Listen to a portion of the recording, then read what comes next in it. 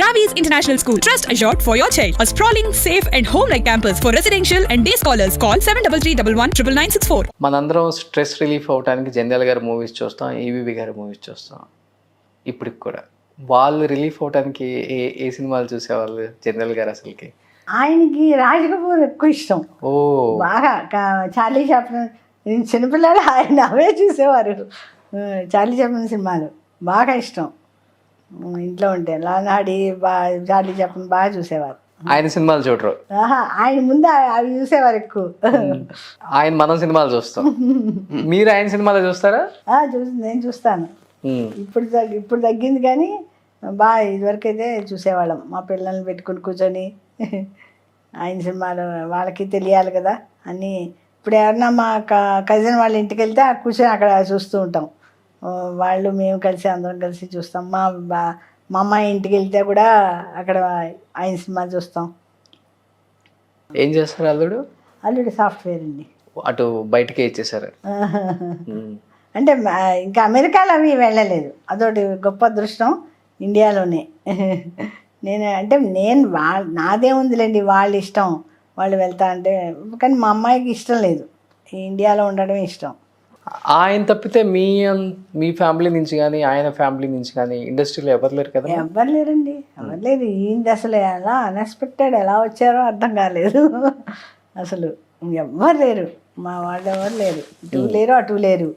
అలా నాటకం వేయడం అలా రావడం అంతే. కానీ అసలు అనుకోందనమాట. జంధ్యాల గారు చెన్నైలో ఉన్నప్పుడు కానీ హైదరాబాద్లో ఉన్నప్పుడు కానీ ఒకనొక టైంలో కొన్ని ఫైనాన్షియల్ స్ట్రగుల్స్ అయితే ఫేస్ చేశారు. ఏం లేదండి అనే మాట వాస్తవమ్మా? ఎంత మేము వెళ్ళిన దగ్గర నుంచి అంతా బాగానే ఉంది. ఏమి ఫైనాన్స్ ఏం లేదు. వాళ్ళ ఫ్యామిలీ ఏం చేస్తుంటారు జంధ్యాల గారి ఫ్యామిలీ? మా మామగారు బిజినెస్ అంతే. ఒక్కడే కొడుకు ఈయన, ఒక్కరే. అమ్మాయిలు కూడా లేరు. అవునా? ఒకరే. ఓకే. అందువల్ల మా మదర్లా ఫాదర్లా మా దగ్గరే ఉండేవారు. ఎక్కువ కాలక్షేపం అంటే ఇండస్ట్రీలో ఎవరు ఫ్రెండ్స్ ఆయనకి? ఎస్పి బాలసుబ్రహ్మణ్యం గారు, విశ్వనాథ్ గారు. అలా అంటే ఏదైనా పని ఉంటే వెళ్ళేవాళ్ళు. ఇప్పుడు ఆల్మోస్ట్ ఆయన ఉన్ననాళ్ళు బిజీయే కదండి. అంతా ఖాళీగా వెళ్ళడానికి బిజీగా ఉండేవారు కదా. వర్క్తో బిజీగా ఉండేవారు. ఎప్పుడైనా సరదా కలిస్తే కలవడం అంతే. ఫంక్షన్స్ కలవడం, ఏదైనా 100 days ఫంక్షన్కి బయట అప్పట్లో బయట ఊళ్ళలో కూడా పెట్టేవాళ్ళు కదా. అవును, బయట ఎక్కువ ఉండేవి. బయట ఊళ్ళలో ఎక్కువ ఉండేవి. తిరుపతి, విజయవాడ అలా ఉండేవి. అలా విశాఖపట్నం అని అలా వెళ్ళేవారు. ఆయన ఎన్ని సినిమాలు జరిగి ఉంటాయి అట్లా? 100 days, 175 days. ఆయన రాసేటప్పుడు చాలా కదా, 400 సినిమాలు రాశారు కాబట్టి ఇంచుమించు ఏదో ఫంక్షన్ ఉంటూనే ఉండేది. అప్పుడంతా ఫ్లైట్లు కూడా చాలా తక్కువ కదా, బై కారు, ట్రైన్లో వెళ్ళడం. 400 సినిమాల్లో ఎక్కువ ఆల్మోస్ట్ అందరు స్టార్లకు రాశారు కదమ్మా అప్పుడు. అందరు స్టార్లు రాశారు. ఒక డైరెక్షన్ లోనే చేయలేకపోయారు కానీ అందరు స్టార్లు రాశారు. రామారావు గారు, నాగేశ్వరరావు గారు, కృష్ణ గారు, సోమన్ బాబు గారు అందరికీ రాశారు. అప్పట్లో చిరంజీవి గారు చాలా సినిమాలు రాశారు.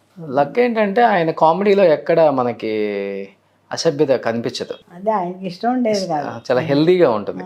అంటే అందరూ చూడాలి, ఫ్యామిలీ మొత్తం సినిమా చూడాలి అన్నట్టుగా ఉండేది. కానీ మనకి వచ్చిన డైరెక్టర్లు కూడా అలాగే ఒప్పుకునేవారు. అవును, అలాగే ఒప్పుకునేవారు. సాధారణంగా తేడా ఉండేది కాదు. ఇక్కడ ఎలా రాస్తే అలా ఒప్పుకునేవారు. ఆయన సినిమాలలో ఏది మీరు పొట్ట చెక్కలేదా నవ్వుకున్న సినిమా అంటే? అంటే నాకు అహానా పెళ్ళంటే, శ్రీవారి ప్రేమలకు 2 బాగా ఇష్టం అండి. Non stop. నాకు ఇంచుమించు ఎప్పుడైనా చూస్తూ ఉంటే ఒకసారి అనిపిస్తుంది అన్నీ బాగున్నాయి అనిపిస్తుంది. ఎక్కువ ఈ సినిమాలు బాగా ఇష్టం. ఈవీవి గారి అయితే ఆయనవి బాగానే చూశాను నేను. నాకంటే జంబలాడి పంప అది చూసినట్టు నాకు అంత గుర్తు రావట్లేదు. చూశాను కానీ అంత గుర్తు రావట్లేదు. కానీ తను కూడా బాగానే తీసేవాడు. ఇప్పటికీ జంబలాడి బొమ్మ టీవీలో వేస్తే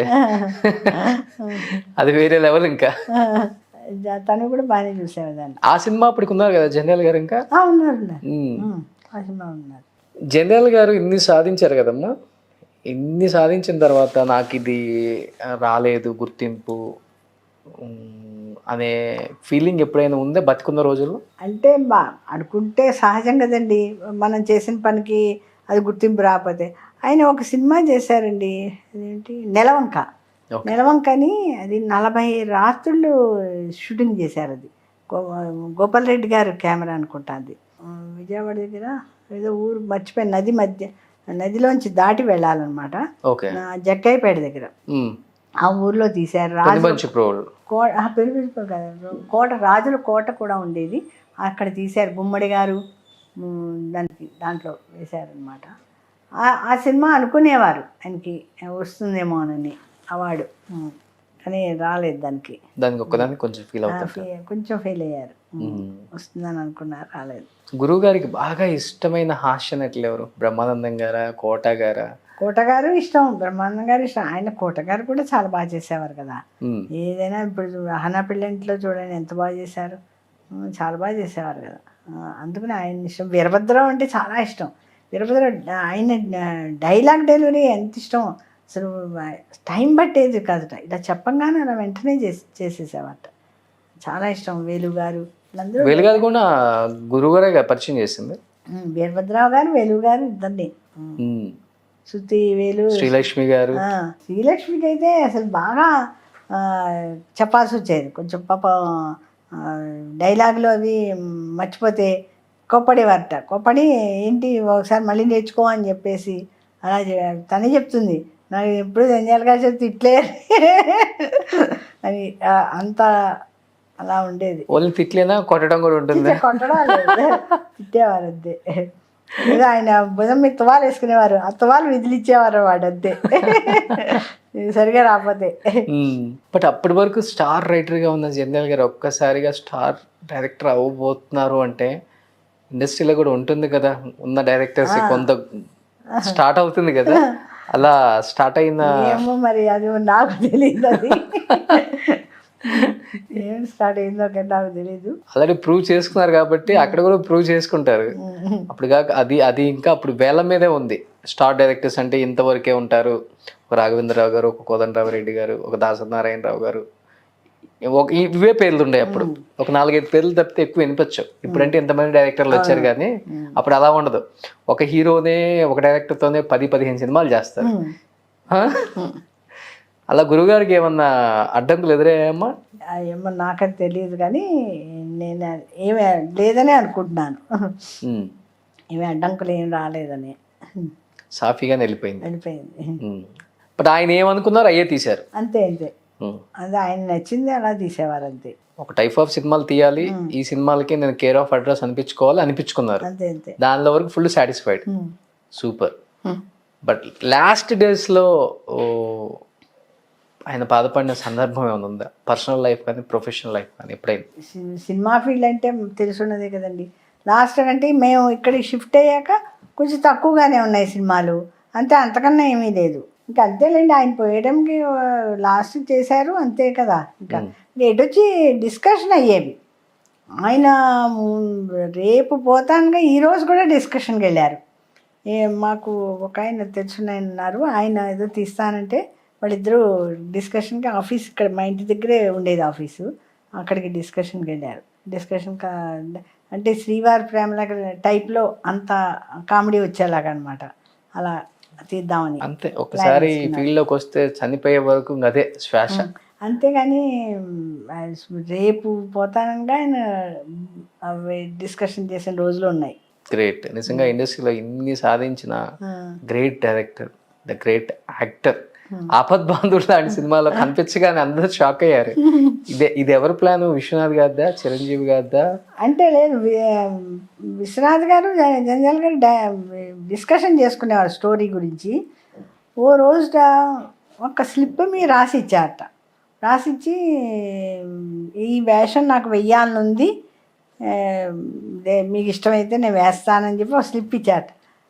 వెంటనే విశ్వనాథ్ గారిని, అదేంటయ్యా నువ్వు రోజు డిస్కషన్కి వచ్చినావు కదా, చెప్పచ్చు కదా నాకు అని. అంటే ఆయన అంటే అంత గౌరవం ఉండేదన్నమాట. ఆ గౌరవంతో ఆయన చెప్పలేదు, ఈయనే చెప్పేశారు నేను వేస్తానని. ఆయన ఓకే అన్నారు. ఓకే అంటే అలా వేశారు. చిరంజీవి గారి రియాక్షన్ ఏంటి? ఫాదర్ జంధ్యాల గారు కాళ్ళు కడిగే సీన్ ఏదో ఉంటుంది, మర్చిపోయా. జంధ్యాల గారు కాళ్ళు కడుగుతారు అయితే ఆయన చాలా బాధపడిపోయారట చిరంజీవి గారు. అయ్యో అని ఆయన కొంచెం ఇది ఫీల్ అయ్యారట. కానీ తప్పదు కదా, సీన్లో మరి ఎలా ఉంటే అలా చేయాల్సిందే కదా.